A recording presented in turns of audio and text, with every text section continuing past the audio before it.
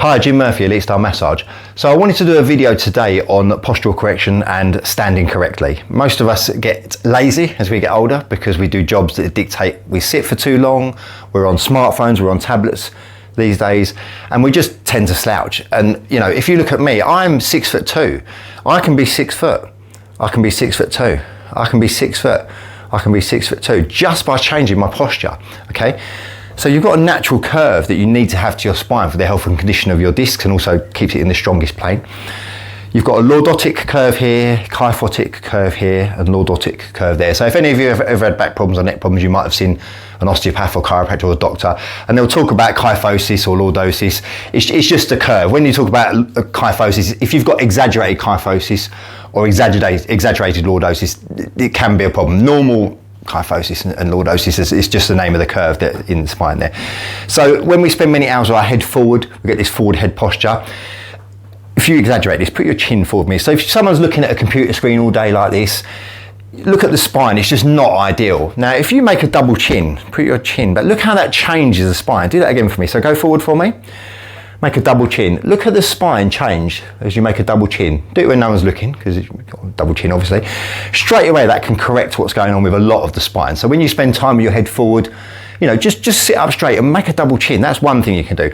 The other thing you can do, now, if you imagine that someone had, if you had a rounded posture like this, imagine someone had a piece of string and tied to your middle of your head and they were lifting you up from it, right? That's how tall you know, that's how straight you should be sitting. Try it, see how it feels.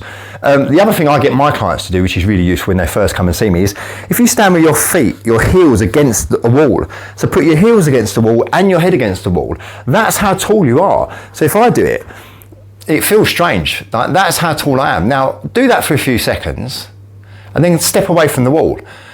And that's how tall you are. Now, it will feel strange at first, but that's pretty much how tall you are and how straight you are. Look at the difference in the height and the straightness of your spine.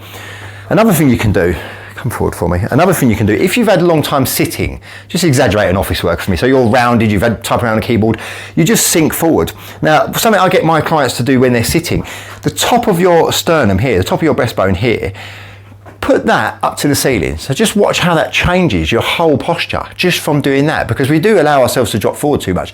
So either the piece of string from the middle of the head or the top of the sternum. So if you are rounded like that, okay, just put that sternum to the ceiling and your whole posture will change. Trying to spend a bit more time like that will serve you well for protecting your spine, because it's keeping yourself in one position for many hours. Over years of doing it, you can get things like bulging discs, or they can contribute to disc problems, okay?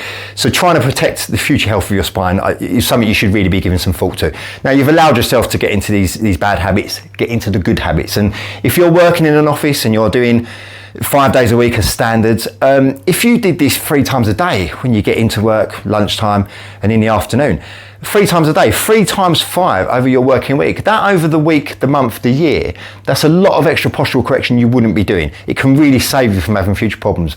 Ideally, you can do it more, and the more you do it, the more you get into the habit of doing it. So people think habits are bad things. Habits aren't bad things. You can get into good habits.